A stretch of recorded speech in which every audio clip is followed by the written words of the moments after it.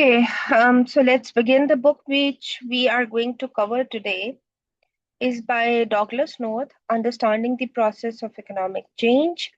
It was published in 2005 by Princeton University Press, and North Douglas received the Nobel Prize in Economics in 1993 for his work on institutions. Okay, so this is not just, some random author. This is one of the most important economists of the 20th century. Now, before I say anything else, I want you to understand something. This is not a normal economics book. If you are expecting graphs, regression tables, or some kind of equilibrium conditions, this is not what you're going to find in this book.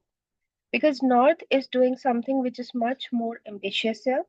He's trying to explain why some countries grow and some don't, why institutions form, or why history matters so much that whatever we are today is basically a product of our historical processes.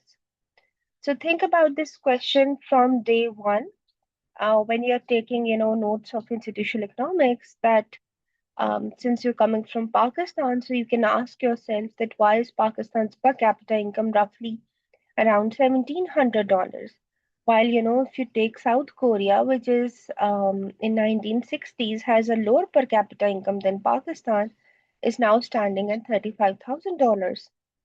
So the standard economics says that you get the prices right, you reduce the inflation, you improve the fiscal balance.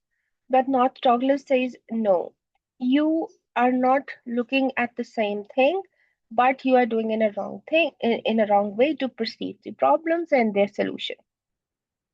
So the deep answer is in his beliefs in institutions and history, and this is what this whole book is all about, which I hope to discuss with you. So these are basically, um, I made I tried to condense the information into around 90 slides, but certainly I cannot go through every single detail of book, but this is going to be a very detailed lectures on the process of economic change by Douglas C. North.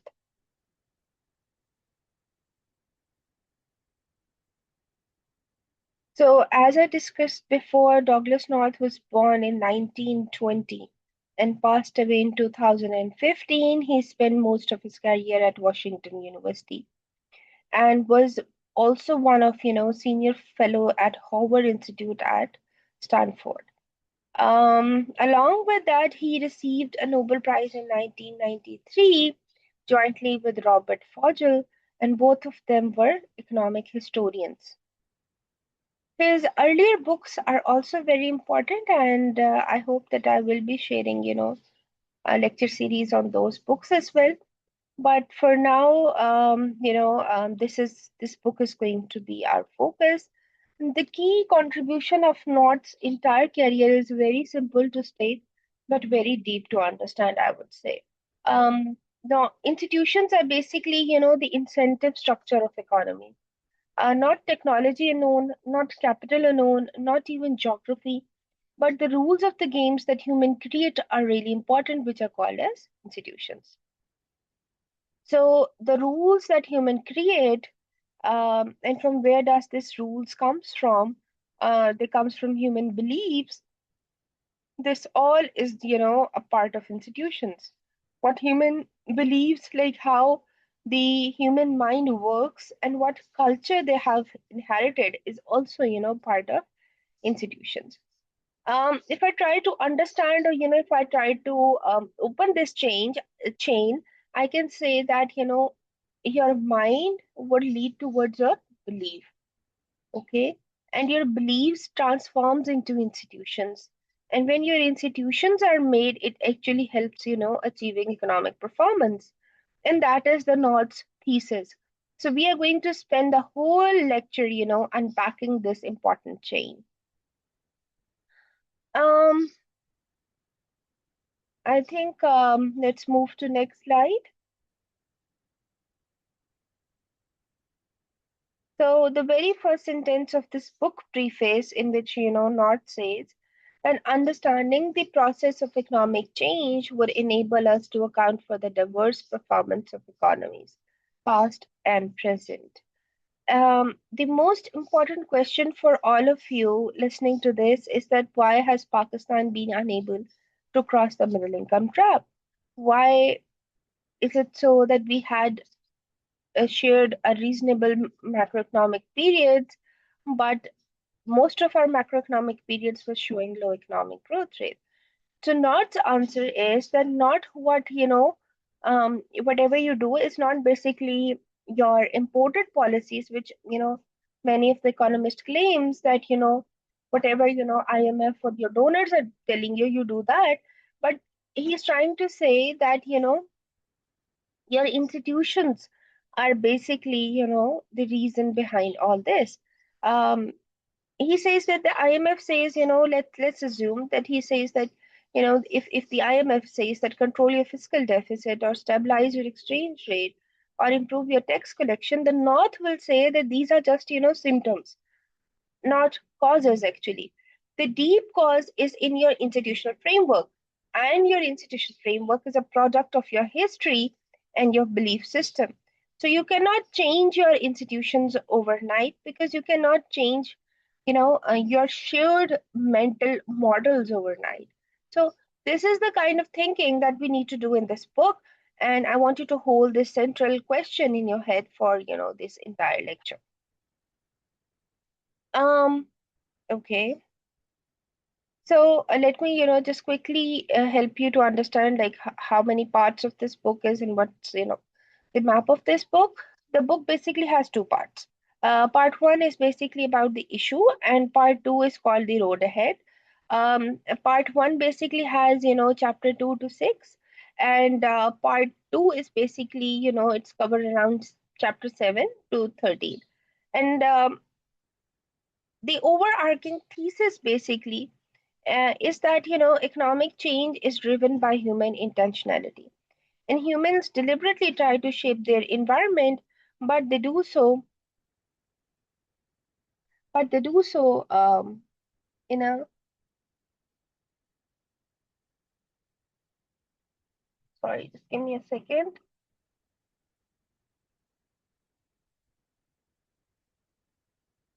All right. So the overarching thesis is basically that the economic change is basically driven by human intentionality, and a human deliberately try to shape their environment, but they do so based upon beliefs, and these beliefs are often wrong. So you get this cycle: beliefs form institutions, and institutions shape outcomes, and outcomes basically give you feedback, and they give your beliefs a new shape, or you can say that they modify your beliefs. And the whole thing starts here. The cycle never ends because you are stuck into these vicious circle. So the key departure, from the standard economics is the rejection of the rationality assumption. North is not saying that people are irrational. He is saying that rationality assumption, the idea that people have correct models and optimize it, actually insufficient for explaining the big questions of economic change. And we need to understand how beliefs actually form and how they are, run by understanding the cognitive science. All right. Um, Chapter one is basically titled as an outline of the process of economic change. It is neither a part of section one or section two of the book. This is very important chapter, and it gives you, the basic understanding of, what this all book is all about. So there are three important, aspects that he starts his chapter with. The first is about the demography, the second one is the stock of knowledge, and the third one is, the institutional framework. Let's first understand demography. Demography is basically, in discussing, the demography is trying to explain the quantity and quality of human beings. And he's trying to say that population growth really matters, but more importantly, the quality of population, such as the nutrition, health, education, human capital, they matters enormously. So Robert Fogel's research, which North cities show that the better nutrition alone explains a significant part of economic growth in the 19th and 20th centuries. He's working on these lines because in Pakistan, if you try to relate it, think about the stunting rate, which is over 40% of children under 5 are stunted. So this is not just a healthcare problem, but rather that is the human capital problem. And this is an economic performance problem as well. The second important thing he's trying to explain is the stock of knowledge. So in economics, we usually have discussed about the stock of capital, but he's trying to explain the importance of stock of knowledge. And this is the basically, this is, what he's trying to say is that this is the fundamental driver of growth potential. And it is what North calls, the upper bound of human beings. So more knowledge about technology, production, medicine, all of this basically raises what is possible. The scientific revolution of 16th and 17th centuries, if you talk about, it also sets off a chain reaction that has, never stopped really. So the third important thing that he's trying to, connect after discussing the demography and stock of knowledge is basically the institutional framework.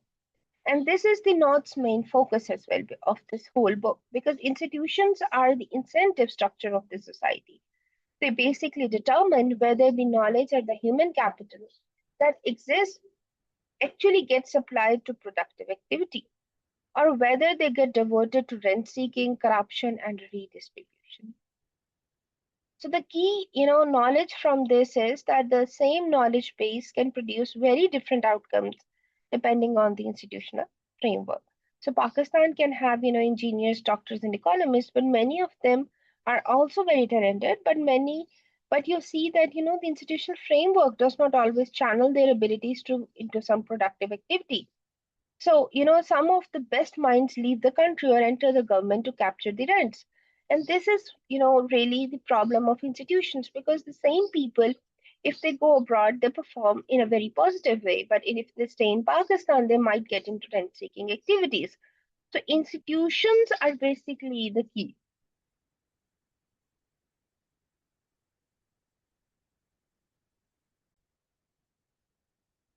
Okay, so now let me walk you through what North Douglas calls, the bare bones description of the process of economic change.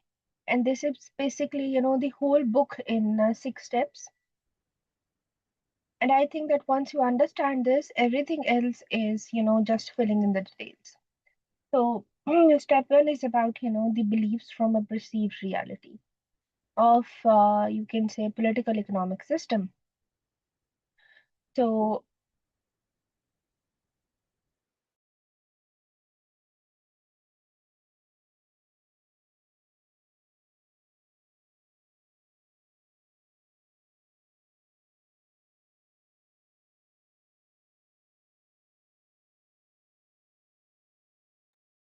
yes, so I was talking about the step one, which is, beliefs from the perceived reality of the political economic system.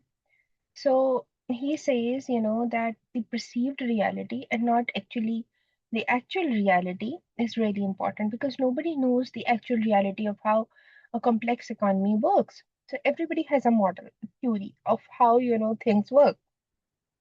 And these basically theories comes from our education, our culture, our experience.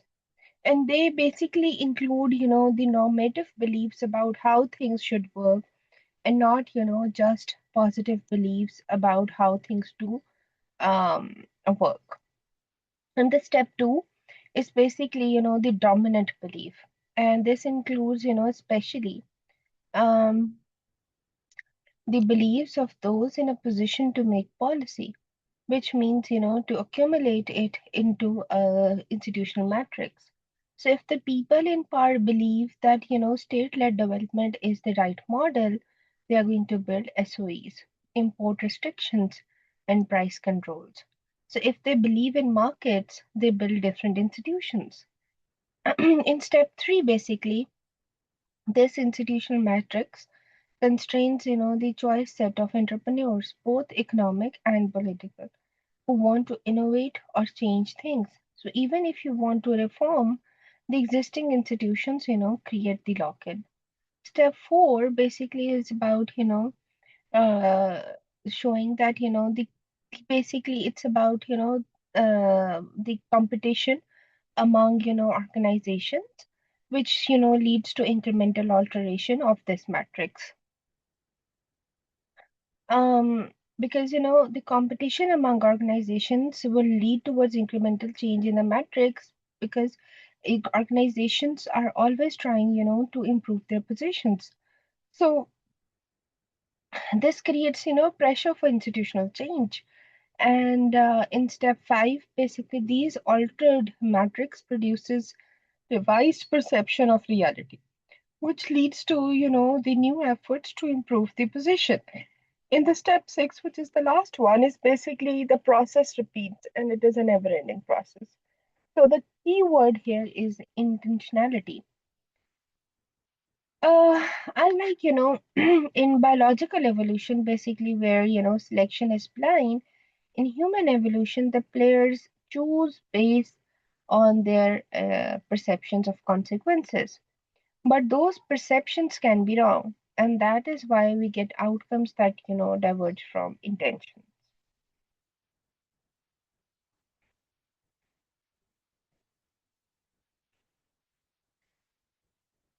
Um,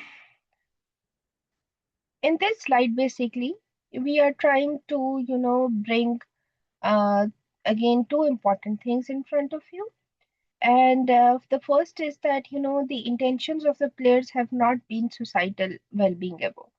So, most political and economic decisions are motivated by self interest, factional interest, or ideological convictions. And even when, the leaders uh, genuinely, even, the leaders they genuinely believe that they are doing good, but they are actually operating from a belief system and not from a complete understanding of society, or you can say a complete understanding of reality. Secondly, even when intentions are good, the comprehension of the system is imperfect. So people are working with incomplete and often wrong mental models of how, the complex economies really function. So they make decisions based on these models, and the outcomes are frequently very different from what was intended. So North is trying to say that economic growth throughout the history has been episodic in nature and not continuous. And most of the human history has been very stagnant. There has been bursts of growths which are exceptions and not the rules. And even when, the growth happens, it frequently stops or reverses. Okay, you would like to relate it with Pakistan, so think about, the Ayub era in 1960s, where there was, rapid industrialization, but the policies created a highly concentrated industrial structure, as you know, which, protected, which was actually protected from, the competition and eventually became a drag on growth rather than an engine for growth.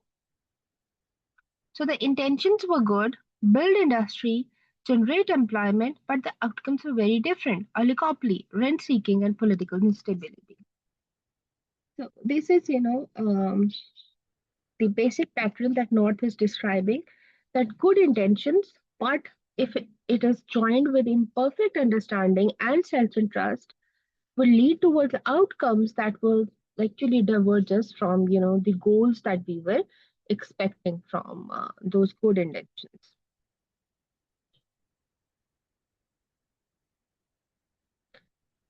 Then basically North uses the Soviet Union as his main illustrative case throughout the book. So let me introduce it here, and we'll come back to it, in a more detailed manner later. The story of a Soviet Union for North is basically the perfect illustration of this model. It shows all the pieces, beliefs, institutions, intentional, you can say actions, feedback, and ultimately the collapse of Soviet Union. Now, Marx and Engels provide the belief system. Lenin took the belief system and used it as a revolutionary inspiration in 1917. The circumstances of war torn Russia provided an unusual opportunity for abrupt institutional change. And this is, rare in history because most institutional change is incremental in nature. But sometimes, during wars, revolutions, crises, you get rapid and fundamental change. And the Soviet system has, went through several phases. War communism in the early years, nationalizing everything, paying wages in kind, no markets and all that. But then, the new economic policy of 1921 takes place, which is a pragmatic retreat because, the system was producing starvation. And then, the first 5 year plan of 1928, in which you see the return of the ideological orthodoxy under Stalin. And for decades, the Soviet system actually produced impressive results. So they had, heavy industry, military technology, space explorations, and, the superpower status as well. So millions of people were educated in that times. The standard of living basically rose substantially compared to the Tsarist Russia. But then it started going wrong. Then something went really wrong. And agriculture was actually falling, growth slowed down, the system could not adapt. And when the leaders tried to reform it, particularly in the 1980s, the reform inadvertently destroyed the very institutional structure that kept the system going. By 1991, it was a total collapse. North calls this the most dramatic, internally induced rapid demise in all of the human history. We'll come back and analyze this in depth, but for now on, you can say, just for now, I want you to hold this case in your mind as an example of entire model at work. Now we are moving towards the part one, and for the part one, basically, it is, about the issues. And this is where North builds his entire theoretical framework from chapter 2 to chapter 6. And I want you to be, I want actually, okay, let me be very honest to you. This is basically the hardest part of the book. North draws on cognitive science, neuroscience, philosophy, evolutionary psychology. So it is basically a very interdisciplinary knowledge that will come to you from chapter 2 to 6. And if you're used to reading, standard economic papers, this will be very unusual to you. But read it, stay with it, because, the payoff is enormous. It will totally change the way you think, the way you'll speak in future, and the way you will address the economic challenges. So the key question that part one answers are, such as, the questions that you're going to find answers are like, how do human deals with uncertainty in the world that is, always changing? And this is, the question that he has asked multiple times in the book. Then there is questions that you would see such as, how do beliefs form and change? What is consciousness? And why does intentionality matter for economics? How do institutions emerge from beliefs? And how do institutions actually change? So these questions have been ignored by mainstream economics for most of the part, and I would say still ignored, despite of so many Nobel Prizes giving on institutional economics, but still it's ignored. When you ask about a problem and solution, the solution is, give the tax cut, increase the government spending, do the bonds and do that. But, the mainstream economics has always, ignored these questions, which is, the very important part. The rationality assumption, which is, the short circuit, or which is, basically the real answer, you can say, is the rationality, which is, so basically, North says that We cannot assume this if we want to understand why economics differs so dramatically. We cannot assume what? We cannot assume rationality. So, rationality, he doesn't say that human beings are completely irrational, but he says that the definition of rationality alone is not enough to understand change.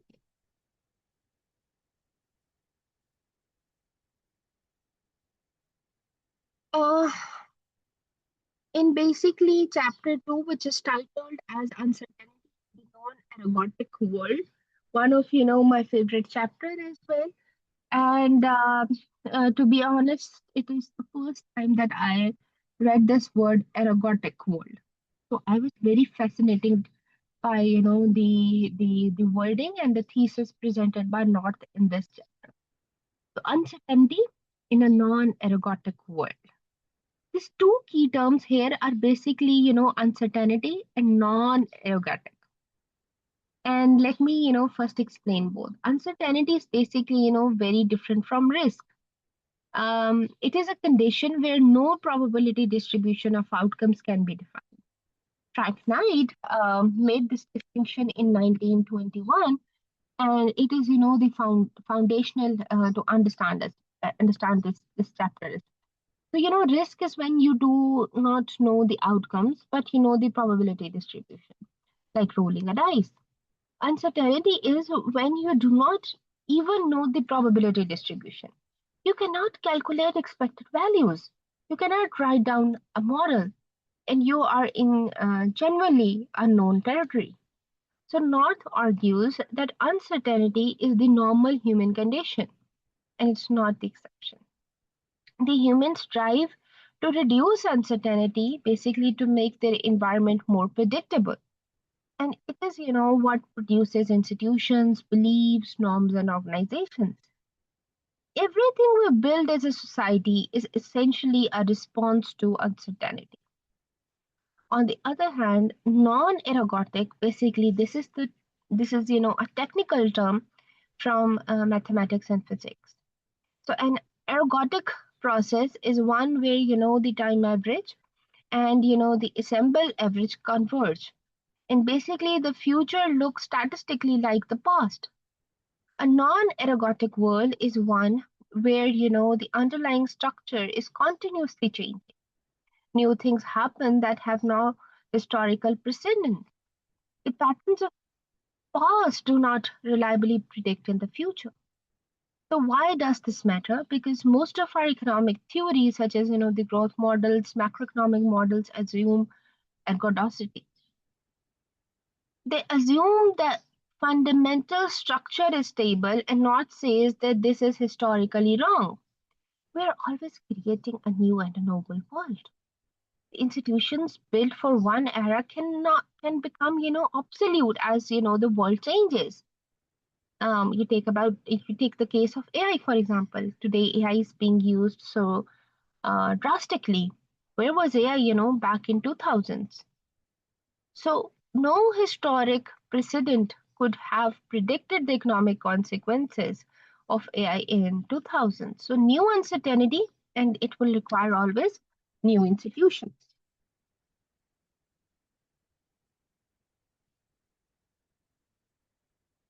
Um, it is important to discuss this as well. So I'll now be going on to the Frank Knight's foundational distinctions, which he had made in 1921.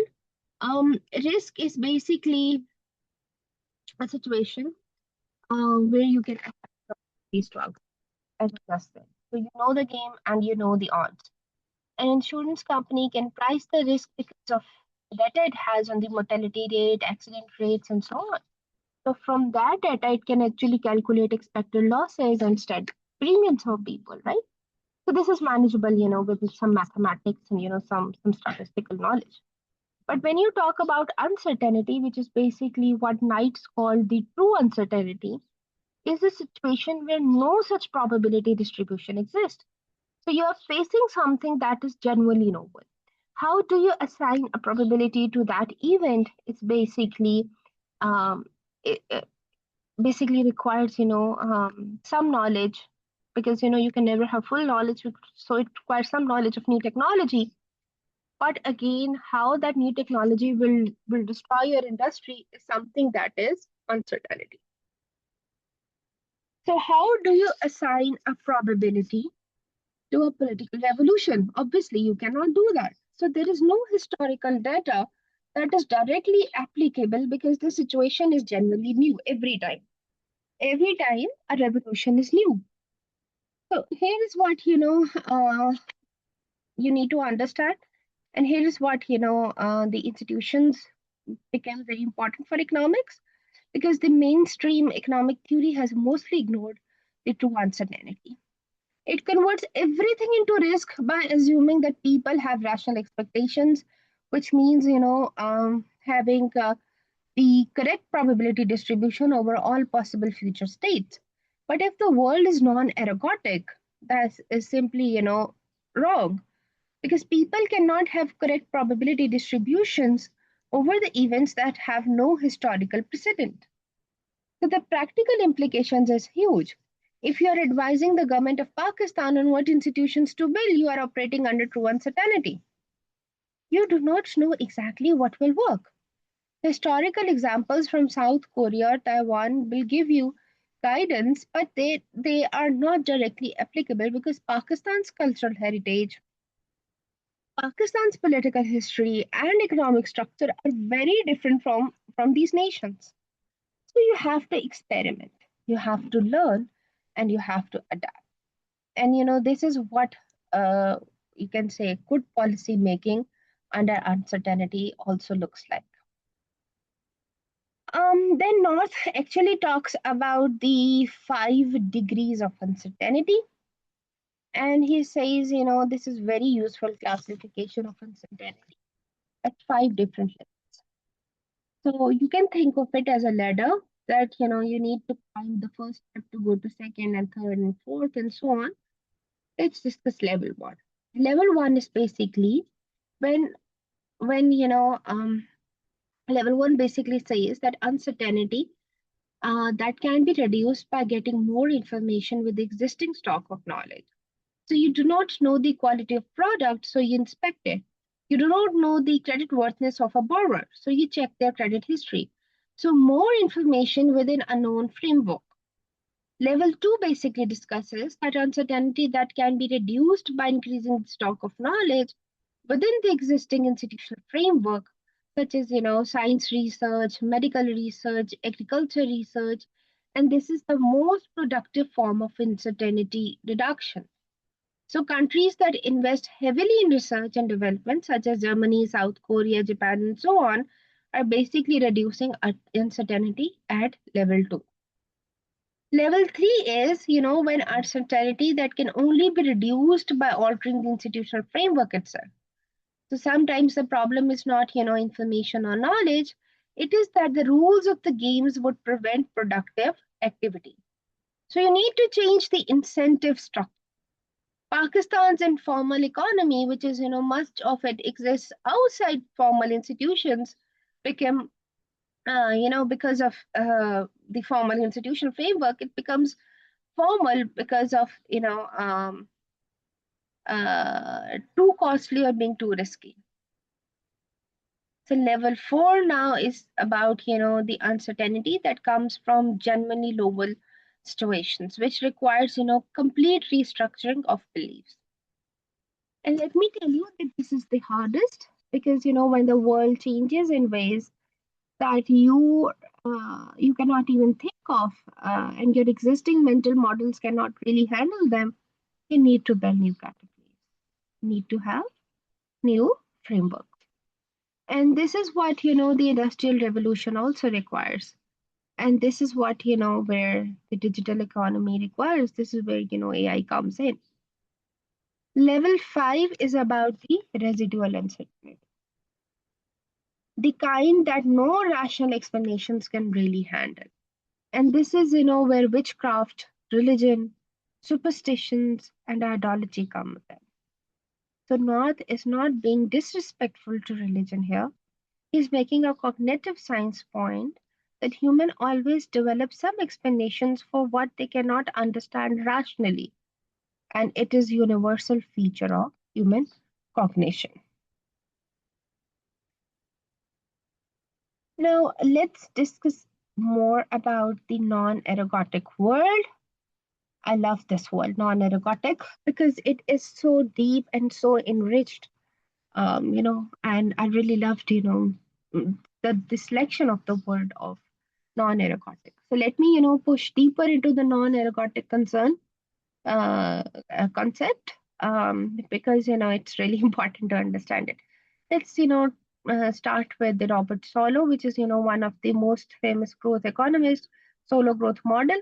And he once said that my impression is that the best and the brightest in the profession proceeds as if economics is the physics of society, and there is a single universal valid model of the world, and it only needs to be applied. North Coast, not basically, quotes this and says that this is exactly the problem.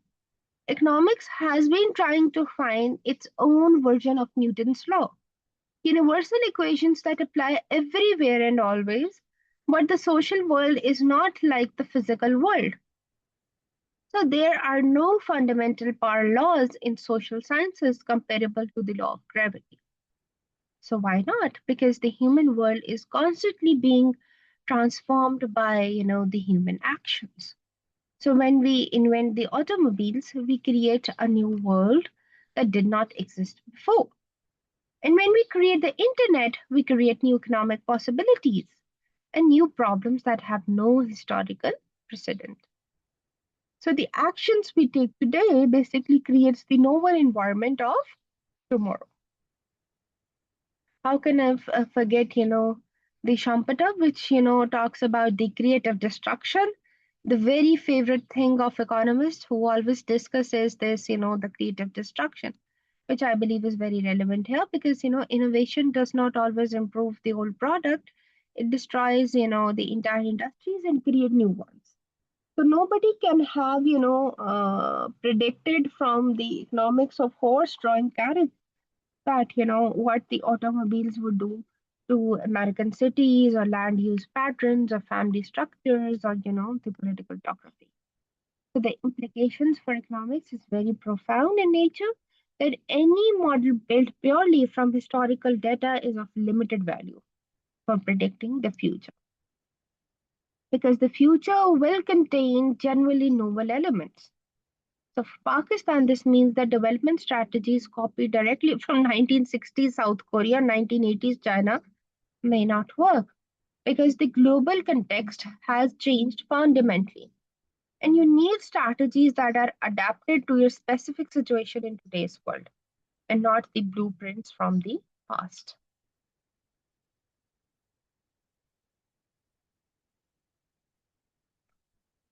Um, Ronald Heine wrote a paper in 1983, which was, titled as The Origin of Predictable Behavior.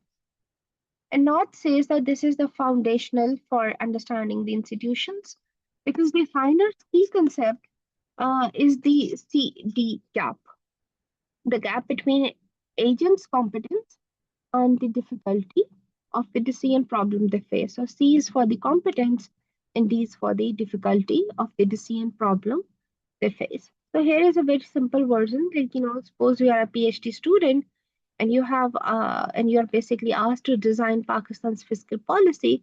The problem is enormously complex in nature. So basically, there are tax revenues, expenditure priorities. There needs to be, the issue of debt, political economy. Then you might be working on the provincial transfers and so on. So your competence at this stage does not match the difficulty of the problem. So what do? You follow the rules. You stick to some established framework. You use known models, you consult, established precedents, such as, you read papers, or you can even come to me and ask the answers to build your own models or to build your own perceptions or to build your own ideas. So you reduce the degree of freedom in your decision making. And this is exactly what institutions do at a societal level. When world is complex and uncertain, which is it is always, so human create rules to restrict the flexibility of their choices. What is economics when you say ceteris paribus? This is what it is. So these rules basically make behavior more predictable. They reduce the cognitive burden of constant decision making. And this is the origin of institutions. So, not a formal contract which is signed by rational agents, not a social planner's optimal design, but a gradual human response to the complexity and uncertainty of the world. So, rules emerge because having any rule is better than having no rule when you face genuine uncertainty. Now, here is the brilliant, information from all of this, which is that institutions can improve your ability to control the environment, even if your beliefs about the environment are incorrect. A wrong belief that is consistently applied creates some predictability, and that is better than chaos. So, this explains why institutions can persist even when they are inefficient, because they are providing the service of reducing the uncertainty, even if they are imperfect in their nature. And this brings us to the idea of path dependence, which is perhaps the most important empirical findings in the whole institutional economics literature. And North version of path dependence is very different and deeper than simple inertia, because he's not just saying that old habits die hard. He's trying to say first that the institutions that were created in the past have given birth to organizations whose very survival depends upon those institutions. So, a government ministry, a business association, a trade union, or you can talk about any professional body such as your own university. These all came into existence because of a particular institutional framework. And if you change the framework, you basically threatens their survival and they will fight back. Secondly, which is very important, is the belief system, the which is underlying the institutional matrix, and it make radical change very difficult. So people have internalized the existing rules as legitimate. They have built their mental models around them, and proposing a fundamentally different ways of organizing society feels threatening and illegitimate, not just, inconvenient. Think about Pakistan's agriculture sector, the feudal land structure, the big landlords, the tenant farmers. This has been in place for generations. And every attempt at meaningful land reform has failed. Why? Because the landlords have political power. But because, also because of the belief system, the legitimacy of property rights as they exist is deeply embedded in how people think about justice and fairness. So changing it requires changing beliefs and not just, writing new laws. So the North's key point is basically path dependence is not inertia, it is a belief on the choice set imposed by history. So understanding development means understanding these constraints.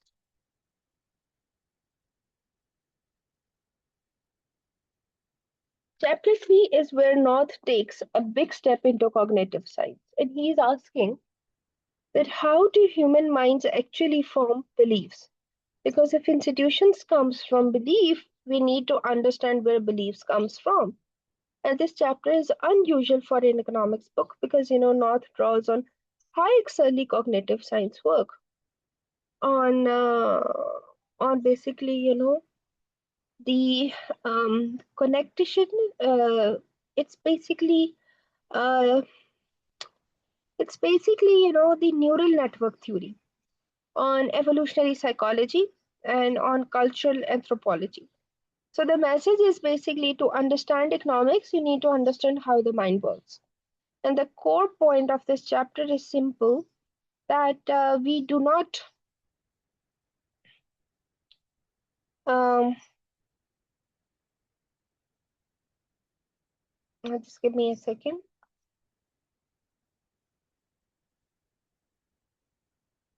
Yeah, sorry.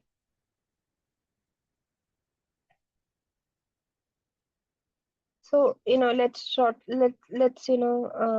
about this because this chapter is all about understanding um the basic question of how do human minds actually form beliefs. Because if institutions comes from belief, we need to understand where the beliefs comes from. And here comes the Hayek's early cognitive science work about his neural network theory. So, for economics, this means that we cannot just analyze incentives as if they are objectively defined by some external constraints, but incentives are perceived and interpreted through mental models. So, a policy that looks like a perfect incentive to a Western economist may be interpreted very differently by economic actors in the different cultural context. The rationality assumption is basically the foundational of most economic theory. And North's critique of it is careful. He's not saying that people are irrational. Again, he's not saying that people are irrational. Again, he's not saying that people are irrational. He's saying that rationality assumption is insufficient for the question he's trying to answer. The rationality assumption works reasonably well when conditions are met. Competitive posted price markets, choice made frequently. There might be substantial feedbacks, there might be strong motivations, there might be clear objectives. So the supermarket shopper chooses between two brands. The rationality assumption does fine here. But when you move to more complex situation, strategic interaction with uncertainty about others' action, political decisions with long time horizons, institutional design for novel problems, the rationality assumption breaks down very badly. Because the rationality assumptions require agents to have correct models of the situation.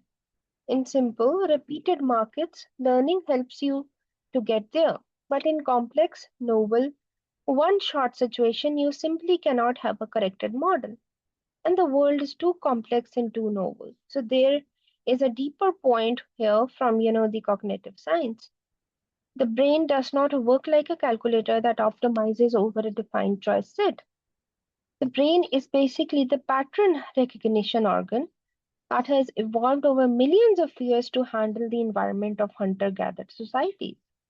So, when it faces the complexity of modern economic life, such as the financial markets or the constitutional design or international trade negotiation, it is actually working outside its evolutionary context. And this does not mean that people are hopelessly stupid. It means their cognition has systematic features, such as use of hysterics, some pattern matching, some status quo bias, and that are not, captured by some rational optimizers theory. Uh, I hope I made some points here. So, North gives us a description of how human learning actually works, which is entirely based on the cognitive science. He's trying to say that the structure consists of categories, classifications that we gradually develop from childhood to organize our perception, and also the mental models, which is specific theories about how parts of the world work. So both the categories and the mental model evolved with new experiences. And here is the crucial point that the learning is pattern based, not purely logical. The brain does not work through abstract logical deduction. It works, by matching new situations to patterns from past experience. The situation is like the situation I've seen before, because therefore I should respond similarly. Yes. So this is, why culture and history are so important for economics. The pattern that people use to interpret new situations come from their accumulated cultural experience. People in a society with a long history of successful market exchange have actually learned those patterns, such as the pattern of social trust, contract compliance, impersonal cooperation, and so on. So the people in society with a history of violence and exploitations have not learned, and this is one of the key.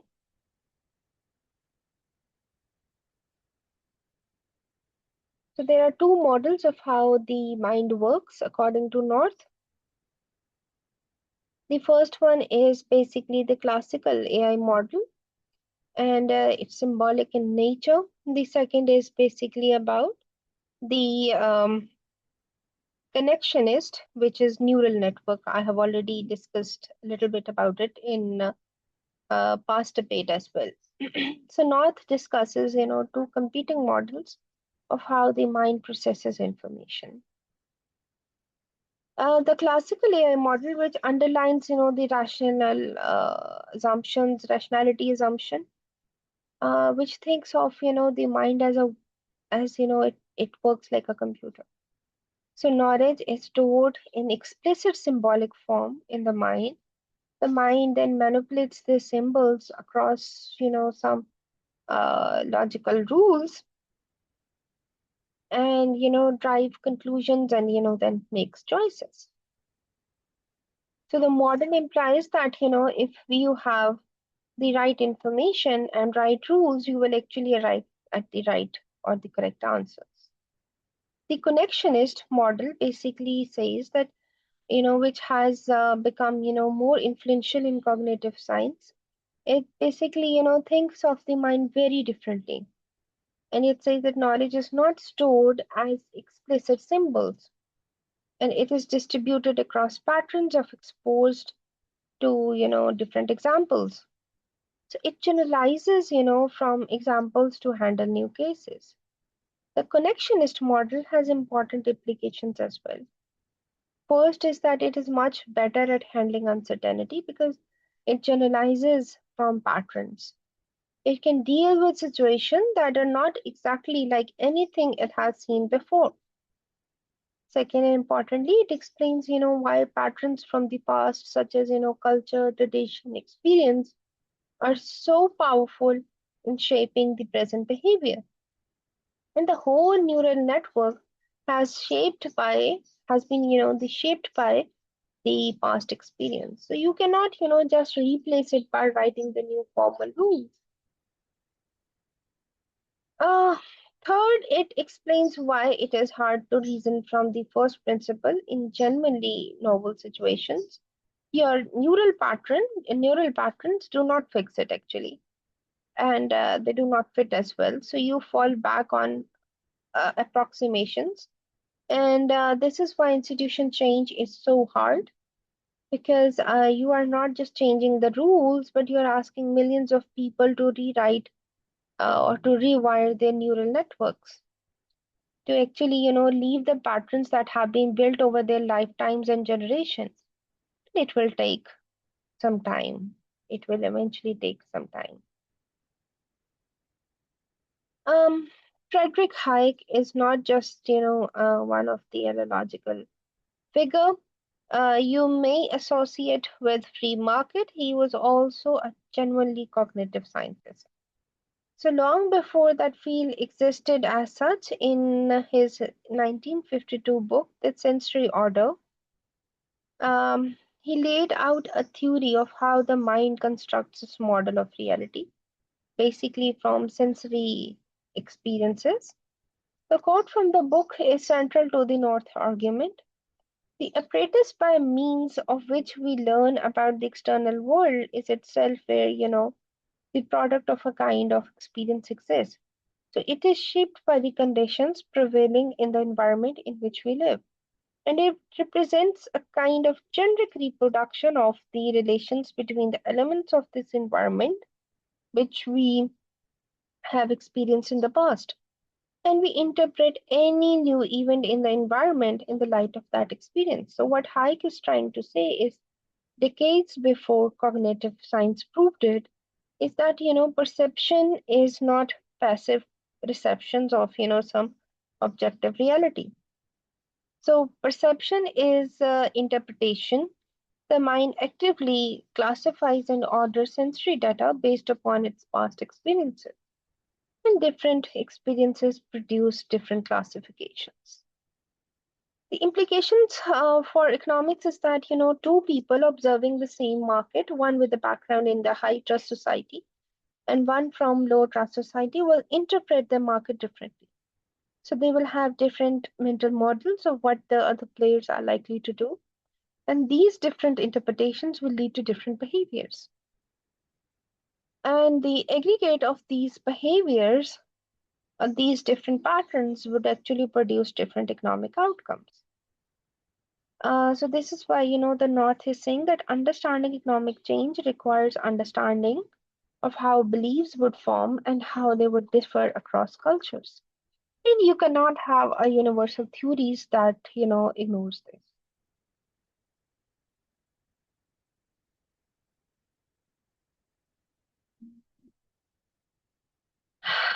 Okay, now let's talk about Madeline Donald. He's also a cognitive science scientist whose work basically um, patches with North's work. And Donald basically proposes that human cognitive evolution has happened in distinct stages, and at each stage, there are new capacities, without eliminating the previous one. So the first stage is basically the episodic stage, then comes the mimetic stage, then comes the mythic stage, erratic stage. So let's first talk the episodic stage. This is where other primates are. So you experience events, you react to them, and you cannot represent them symbolically or pass them on to some next generation. The mimetic stage is basically, where early early hominids develop the capacity for imitation, gestures, and controlled motor action. So you can learn skill by watching others and reproduce some kind of complex behavior. So think of a craft skill passed down without a language. And then comes, the mythic stage, and this is the crucial one for humans, such as, the development of language enabled shared narrative traditions, stories, myth, and explanations. These are how community pass beliefs about reality from generation to generation. The language is very important, and language does not just communicate facts, it creates a shared framework for interpreting the world. And North calls this is the mythic stage because it is characterized by shared narratives, including some supernatural narratives about why things happen. The, the theoretic stage is basically the stage that involves the development of external symbolic storage systems such as writing, mathematics, printing, and computers. So this enables knowledge to to basically accumulate across generation at some exponential rates. And it creates specialized institutions as well, such as universities, research labs, professional associations, and whose whole purpose is to generate and store knowledge. So why does this matter for economics? Because a society in the theoretic stage has radically different cognitive resources than a society still primarily in the mythic stage. The problem is not intelligence, but people everywhere are equally intelligent. So the problem is, the cumulative cognitive infrastructure that a society has built over centuries. So changing this is not something that happens in one generation. So one of the North's most important technical contribution to economics is with Arthur Denzau, and it is the concept of shared mental models. Individual beliefs becomes, economically and politically important only when they are shared.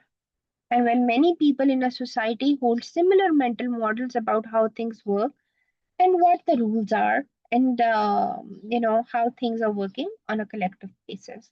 So shared mental models enable coordinations, enables discussions, enables unity or actions without some explicit contracts, because they are the informal infrastructure of operation. Now, chapter 4,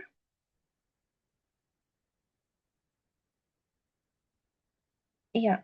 So, chapter 4 is about the consciousness and human intentionality. It answers the question that how self-awareness derives institutional creation. And chapter 4 takes us into even deeper territory, I believe, because it talks about the nature of consciousness, uh, and why it matters for economics. Now, I know that, you know, some of you might be thinking, consciousness, is this still economics? But stay with me, I would say, because the argument that North makes is completely logical. And here's the chain. He basically tries to say that, economic change is driven by human intentionality, which means, that people deliberately try to shape their environment. But intentionality requires consciousness, the ability to represent a future state and choose to act towards it. And consciousness is not a very simple thing. Rather, it is the product of millions of years of evolution that are layered on top of biological process. And it has features, systematic features. They have profound implications of how humans actually make decisions. So, understanding consciousness helps us understand why humans have non rational beliefs as universal feature. So, why conformity and group identity are so powerful, why institutional change is so difficult, and why the gap between intention and outcome is so persistent. So, these are not peripheral issues for economics. They are, at the heart of every major question in development economics, political economy, and institutional design. So, this is very important for building the base for chapter 4. Um, then we go a little bit ahead, in which we discuss about the two levels of consciousness, the core or the primary consciousness, and then there is extended or higher order consciousness.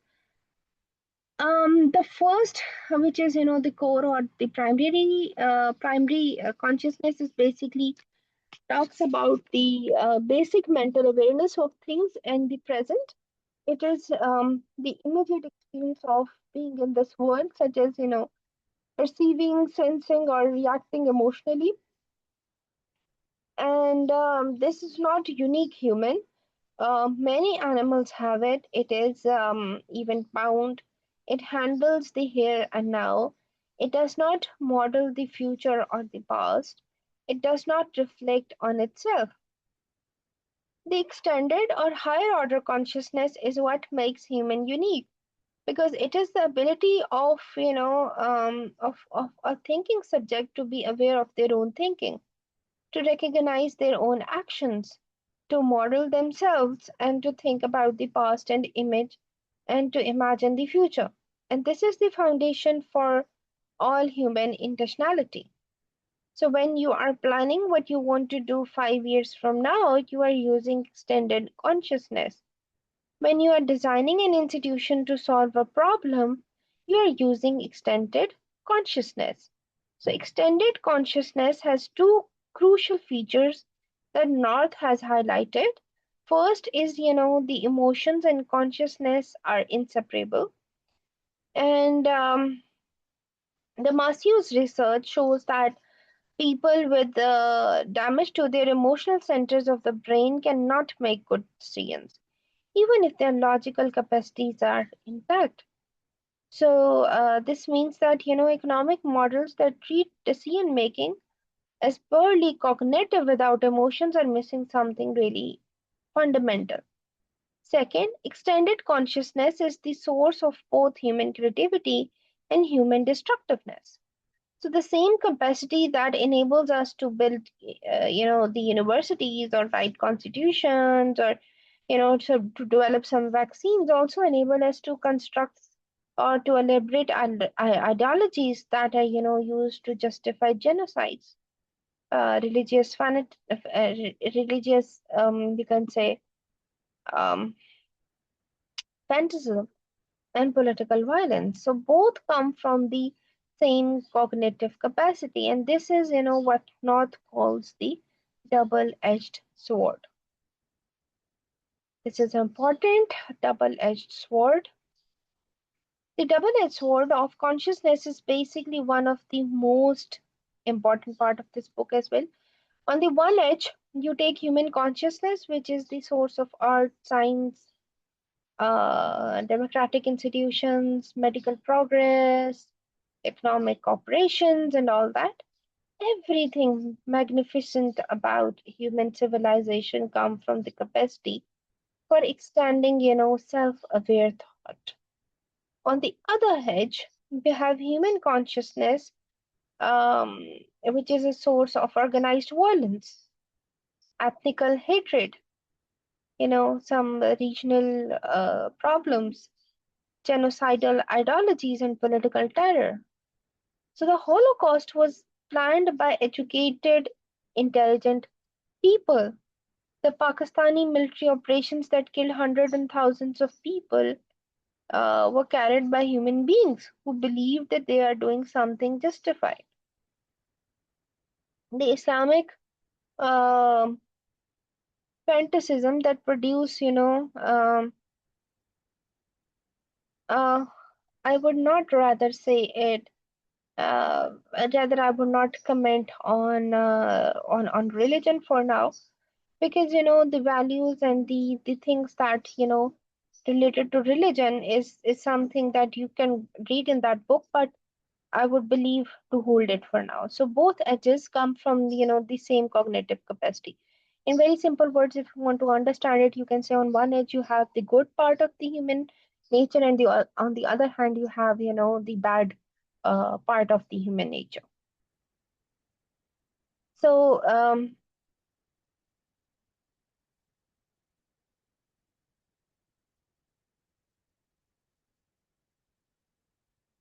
basically, the chain is that uh, consciousness enables intentionality, and intentionality basically is the capacity to imagine a desired future state and deliberately act towards it. And institutions are the external structures that human intentionality creates to achieve its goals.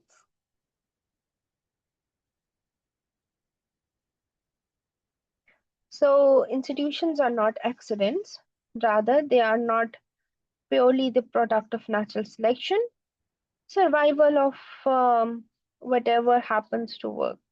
They're deliberately designed artifacts of human minds trying to solve problems. And this is what North basically calls the intentionality of the players.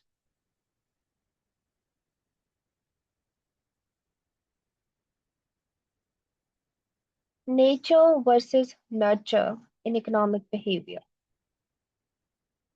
So let's start with discussing the evolutionary psychologist, which have people like Leda and John Tobey, which argue that millions of years of human evolutions, such as that there have been hunters and their gatherers, have created genetically based psychological mechanisms. And our ability to cooperate in small groups, or our tendency to punish cheaters, or our capacity for language, these are not just cultural. Rather, they are in our genetic architecture. And if this is true, then human behavior has significantly uh, shown some biological constraints as well. So we are wired for small group cooperations, cooperations with people we know, in context of repeated interaction where repetition matters. We are not naturally wired for large scale impersonal cooperation with strangers, which is, based upon some abstract rules and formal enforcement. And on the other side is basically, scientists like who argue, Stephen Jay Gould, who basically argue that, the genetic architecture has a significant stack, such as, the cultural conditioning can override and redirect basically the biological, uh, you can say the biological predispositions. And in this view, basically, institutions can shape behavior more rapidly and more deeply. Just give me a second before I move to chapter 5.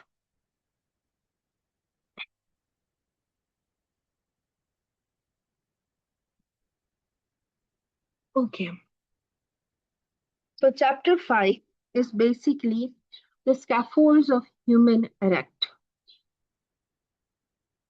Now, it basically introduces one of Note's most evocative metaphors, which is the scaffold. Now, think of building under construction. So, think of a building under construction. Sorry. Yes. So the scaffold is basically the temporary, and sometimes it can be permanent as well, but it is the temporary structure that enables construction to happen. So you cannot build a multi-story building without first building the scaffolding that supports the workers and the materials as construction proceeds. So North uses this metaphor for structure humans create to enable organized activity, and all organized human activity, which includes economic production, political governance, social interaction, actually requires a scaffold that defines how the game is played. So this scaffold has two components, which is the physical capital and the human capital. The key insight of this chapter is that scaffold is not a neutral background, it is the fundamental determinant of economic performance. So, the scaffold basically provides the incentives which shape the choices that humans make. And those incentives emerge from beliefs, from what people believe about how the world works and how it should really work. So if you want to understand, why things have been gone wrong from Pakistan, you need to understand the scaffold that has been erected, such as it could be the constitutional framework, the property rights system, the judicial, the judicial infrastructure of Pakistan. So let's move ahead. So the scaffolds that human erect, let's understand its framework, which has, basically three main components according to North. The first is the political structure, the second one is the property rights structure, and the third one is basically the social structure. The first, which is the political structure, this basically specifies how the society develops and aggregates political choices. Who gets to decide? How are the conflicts resolved? Who has the veto power? The design of political system fundamentally shapes every institution because political system is what actually creates, modifies, and enforces all other rules. And the second is the property right structure. So this defines the formal economic incentives. What can you own? What can you do with it? Can you sell it? What happens if someone takes it from you? The property right structure determines whether people have incentives to invest, innovate, and engage in productive activity, or whether they have incentives to hide assets, seek political protection, or engage in extraction. Thirdly, the social structure, which is norms and conventions, these are the informal incentives in the economy. So, how much do people trust stranger? Is bribery considered normal or shameful? Do people feel obligated to share wealth with their extended families and clans? These informal norms profoundly shape economic behavior and they are often more powerful than formal rules.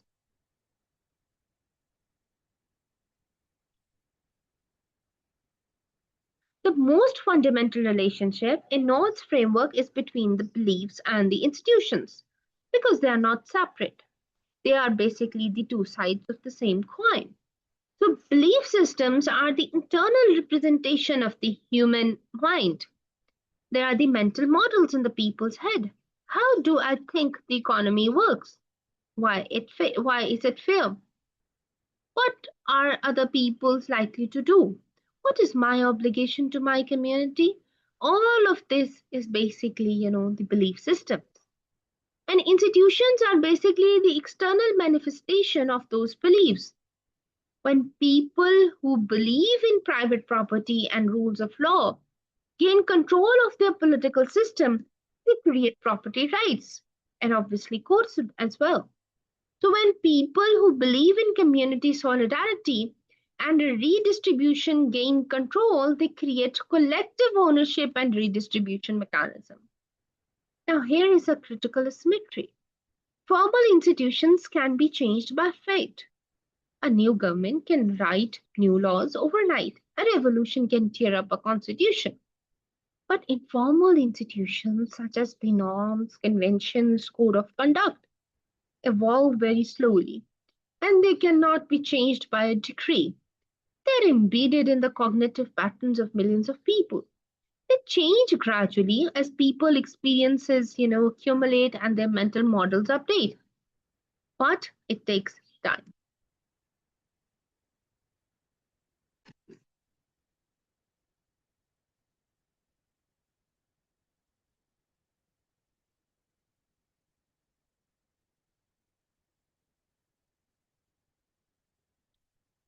The intimate relationship, which is, beliefs leading to institutions.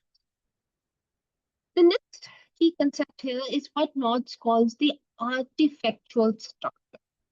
And this is the full accumulated inheritance from the past, the physical artifacts, the tools, and the technology, the institutions, the belief, the language.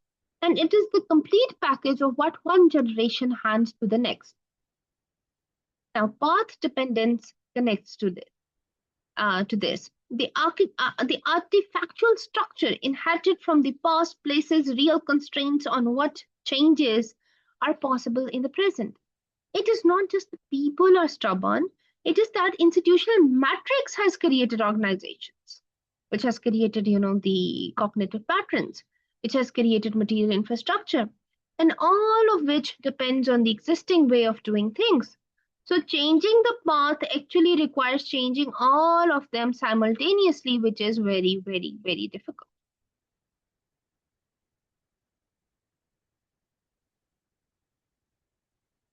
So this is again one of my favorite sections of the whole book, where North does a transaction cost analysis of the political markets, and it is actually devastating to the idea that politics can efficiently solve economic problems. So think about what an ideal political market would look like, how constituents would accurately evaluate the policies which are pursued by competing candidates. They would know what each policy would do to their well-being, and only legislation that maximize aggregate income would be enacted, and compensation would be paid to anyone harmed by a new policy. So no one is a net losers from efficient changes. Now, is it this realistic? Not even close.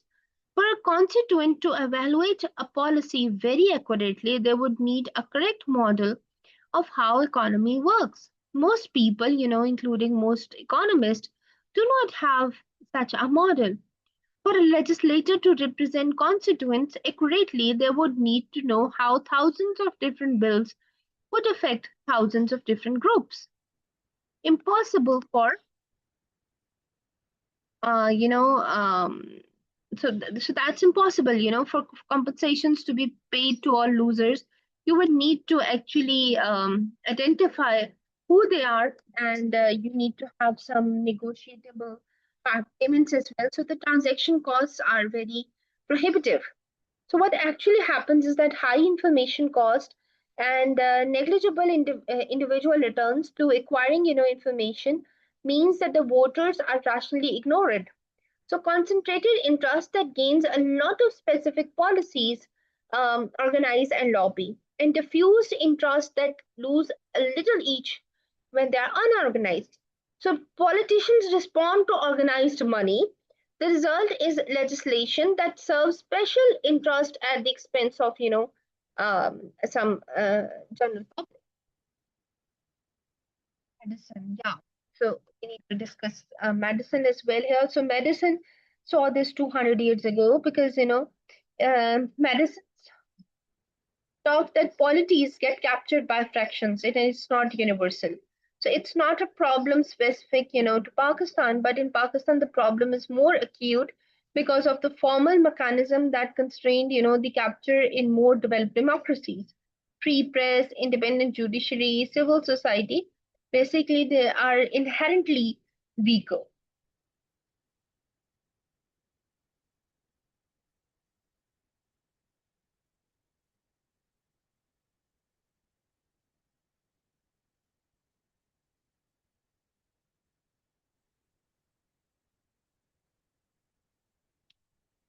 So there are these five prepositions again, which are basically the North's five prepositions on institutional change.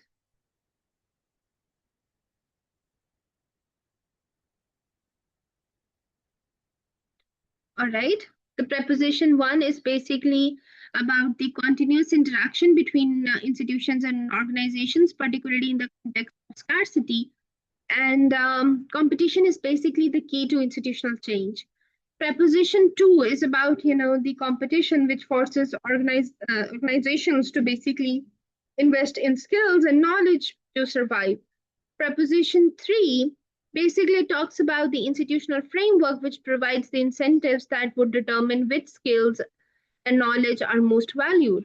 And if the biggest return are to political connections, you get investment in political skills. And if the biggest return are basically to technical innovations, you get investment in R&D. The institutions basically shape the direction of human capital investment. Preposition four is basically about the perceptions which are derived from the mental constructs of the player. So remember, the rational choice assumes that basically assumes that people know what they're doing, and North is saying that perceptions are subjective in nature, they are culturally conditioned and often wrong. Preposition 5 is about, that the economies of scope and network externalities of an institutional matrix make basically institutional change overwhelmingly incremental and path dependent. So institutions are complementary in nature, and changing one without changing the other basically would create contradictions. So organizations, build on existing institutions, resist change, and the default is basically incremental adjustment and not transformation. So critical distinction, which is institutions versus organizations, and I think anybody who's a student of institutions must be very clear on this distinction.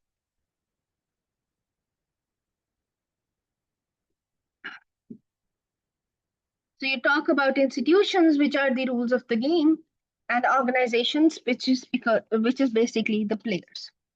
So institutions is basically the human devised constraints on interactions, such as the formal laws, constitutions, property rights, and informal institution basically talks about the norms, the conventions, the codes of conduct. It basically defines the opportunity set which is available to players, and it is changed through political processes or cultural evolutions. Examples could be of contract laws, democratic rules, and social customs. Where are organizations are basically the players. So these are the group of individuals which are bound together by some common, objective who take actions within the rules of the game. A firm, for example, is organization. Your university is an organization. A political party is an organization. A criminal gang is also an organization. So A Baratri council is an organization. But why does this distinction matter is because the two requires completely different analysis. To analyze institutions, you ask that what constraints exist, what is the permitted and what is prohibited, how are constraints enforced, and what are the cost of violations. But to understand and to analyze organizations, you ask questions such as what are the objective of the organization, what strategies is it really pursuing, how is it structured internally, and how does it compete with different rules.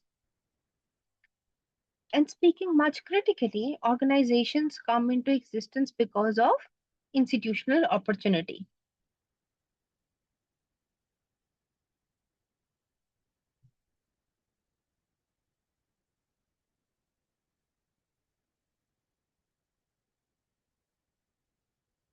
Let me change my slide. This is, chapter 6, and then we will be done with the first portion of this book.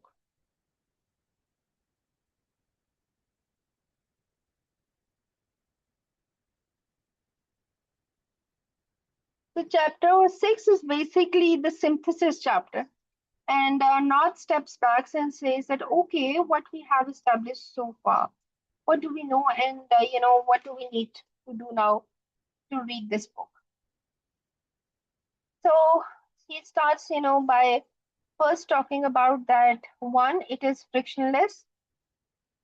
Markets in the standard theory function without any cost of exchange. That the transaction costs are basically zero, and in reality, transaction cost is basically the cost of measuring what is being exchanged and enforcing agreements are fundamental variables in determining whether the markets work well or poor. So not spend too much of his career in showing that transaction costs are the key to understand the economic history. Secondly, it is static in nature, and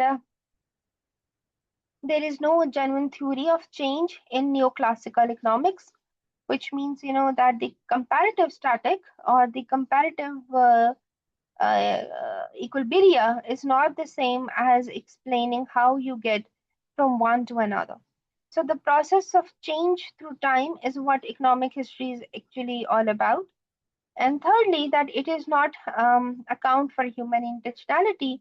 The rational agents of neoclassical theory makes choices, but does not deliberately construct the rules under which the choices are made. So North basically says that humans are not just players in the game, they're also the designers of the game. And understanding how and why they design the rules of the game, they do so, which is very essential in understanding the economic performance.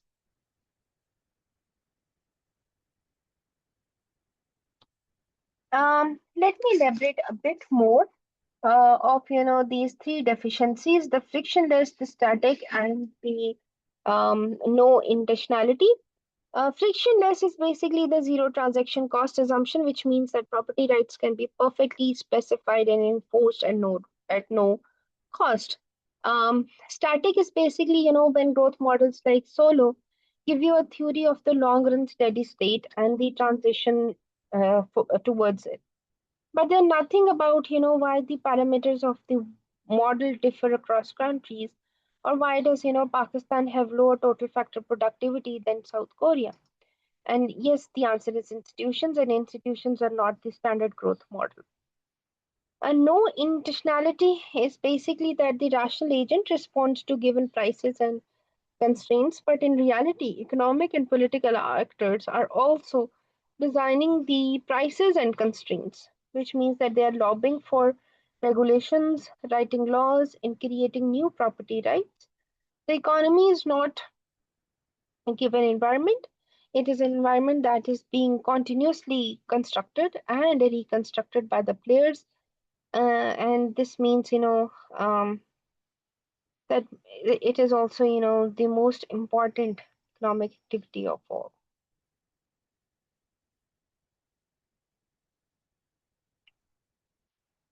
We need to have some understanding of adaptive efficiency as well, which is again another key concept.